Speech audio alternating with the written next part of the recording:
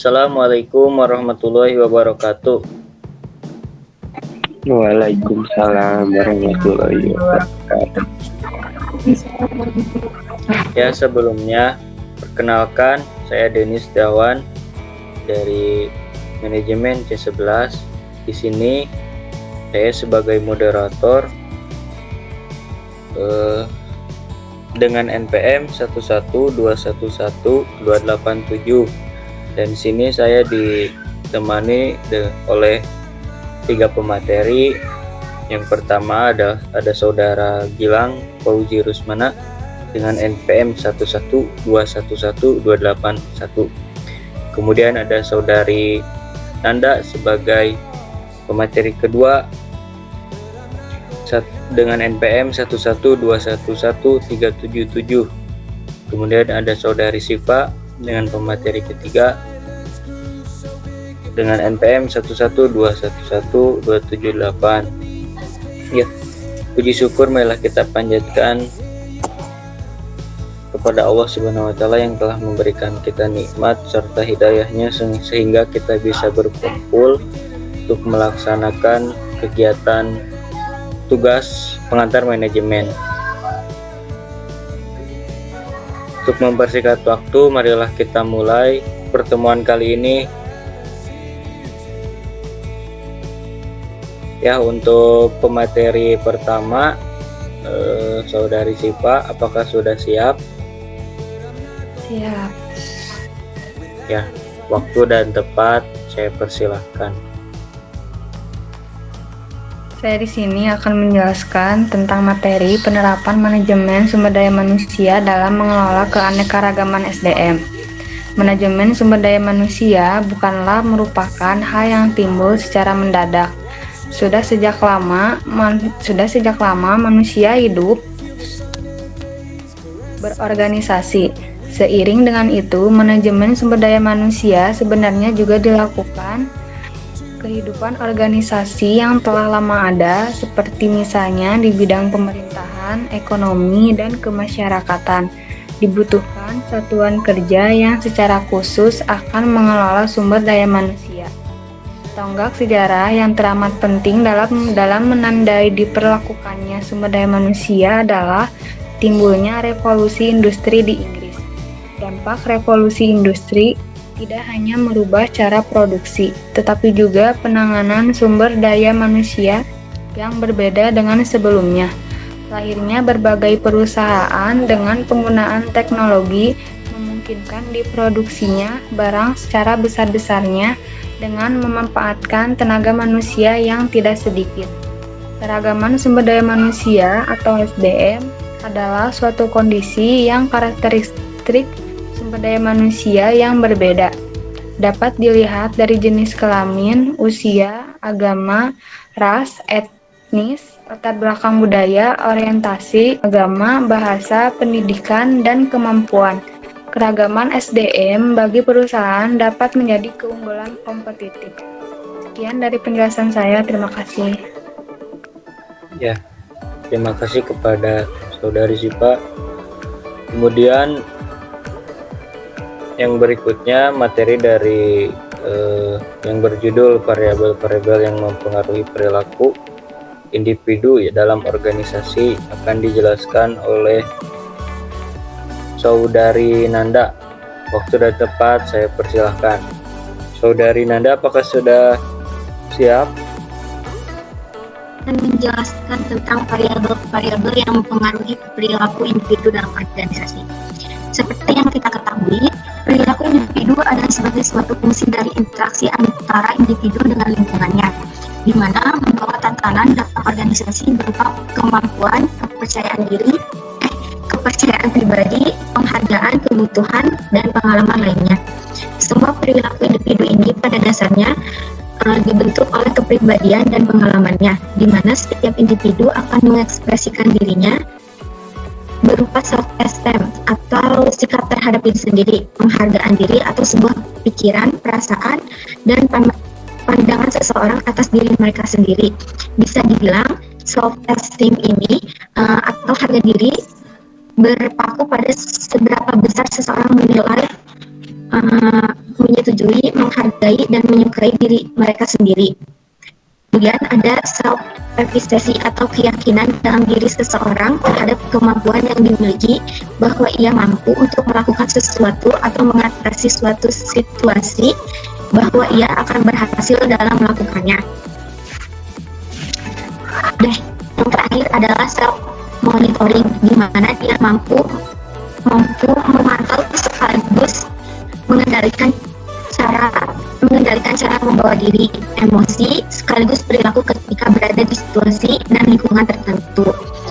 Sedangkan organisasi adalah suatu lembaga atau perkumpulan dari orang-orang yang berbeda untuk mencapai suatu tujuan yang sama, atau dalam arti lain, organisasi adalah sebuah badan untuk sekumpulan orang yang bekerja sama secara rasional serta sistematis yang terpimpin atau terkendali untuk mencapai suatu tujuan tertentu, memanfaatkan sumber daya yang ada. Baik, dikarenakan ada kendala sinyal, saya lanjutkan kemateriannya. Dalam kehidupan berorganisasi sangat diperlukannya perilaku individu yang cerdas, di mana suatu interaksi perorangan akan mempengaruhi kinerja suatu organisasi. Maka variabel-variabel yang mempengaruhi individu dalam organisasi sangat penting diketahui oleh setiap manajer. Giat menyukseskan suatu kelompok untuk tujuan tercapainya keberhasilan. Dalam kehidupan sebuah organisasi, maka seorang manajer harus menyadari beberapa hal, diantaranya menyadari dan memahami perbedaan, mencari penyebab perbedaan, juga mengelola perbedaan bawahannya. Menurut Winardi 2004, ada 3 kelompok variabel yang secara langsung mempengaruhi. Kemudian untuk materi penerapan komunikasi yang efektif dan efisien dalam sebuah organisasi akan dijelaskan oleh Saudara Gilang. Saudara Gilang, apakah sudah siap? Penerapan komunikasi yang efektif dan efisien dalam organisasi. Yang pertama, menciptakan lingkungan komunikasi yang terbuka, menggunakan strategi komunikasi yang inklusif, memastikan komunikasi dalam perusahaan menggunakan komunikasi 2 arah. Prosedur interaksi harus berorientasi pada hasil, menggunakan beberapa media untuk mengirim pesan, mencoba untuk mengulang pesan yang penting, fokus untuk mendengarkan, memastikan pesan Anda telah diterima, mengkomunikasikan tujuan dan sasaran dengan setiap departemen, membuat informasi penting tersedia untuk karyawan setiap saat, mempertahankan proses komunikasi, membuat komunikasi internal yang ramah bagi sekelompok orang, melakukan konferensi virtual, menyiapkan terlebih dahulu, dan mencoba untuk mengelola berbagai jenis masalah saat berkomunikasi. Ya, untuk pemaparan berikutnya yaitu penerapan teori motivasi hierarki Maslow dalam operasi. Berangkat dari judul makalah, penerapan teori motivasi hierarki Maslow dalam organisasi, psikologi humanistik yaitu eksistensialisme, dan unsur-unsur humanistik psikologi humanis. Psikologi humanistik adalah satu aliran psikologi yang dipelopori oleh Abraham Maslow yang disebut kekuatan segitiga, di mana sebelumnya telah muncul psikoanalisa merupakan angin segar karena memandang manusia sebagai eksistensi yang utuh dan humanis. Teori motivasi Maslow yang merupakan suatu hierarki kebutuhan, yaitu kebutuhan fisiologi, kebutuhan rasa aman, kebutuhan atas cinta dan kebersamaan, kebutuhan organisasi dan kebutuhan aktualisasi diri. Maslow berpendapat bahwa hierarki kebutuhan itu merupakan organisasi yang mendasari manusia. Semakin individu itu mampu memuaskan kebutuhan-kebutuhannya yang relatif lebih tinggi, maka individu itu akan semakin mampu mencapai individualitasnya, yang artinya lebih matang kepribadiannya. Maslow juga membedakan motivasi menjadi 2, yaitu motivasi defisiensi atau demotivasi dan motivasi pertumbuhan atau bemotivasi. Motivasi defisiensi adalah motivasi yang bersangkut paut dengan kebutuhan-kebutuhan proses utama, dan dari motivasi defisiensi adalah peningkatan dengan organismik pada individu defisiensi. Berbeda dengan motivasi defisiensi, maka motivasi pertumbuhan metaneeds adalah kebutuhan yang mendorong individu untuk merealisir potensi-potensinya. Maka dari itu, Maslow akhirnya mengatakan bahwa pekerjaan adalah suatu hubungan timbal balik dalam masyarakat serta menimbulkan organisasi yang sehat, dan pekerjaan cenderung untuk memperbaiki keadaan masyarakat dan dunia dalam arti suatu utopia. Sekian dari pemaparan materi saya akan kembalikan lagi kepada moderator. Baik, terima kasih untuk Saudara Gilang yang telah menjelaskan materi motivasi hierarki. Juga terima kasih kepada pemateri 1 dan 2 ya, berkaitan tadi dengan sumber daya manusia terhadap organisasi, kemudian karakteristik variabel-variabel dari SDM itu tersendiri gitu.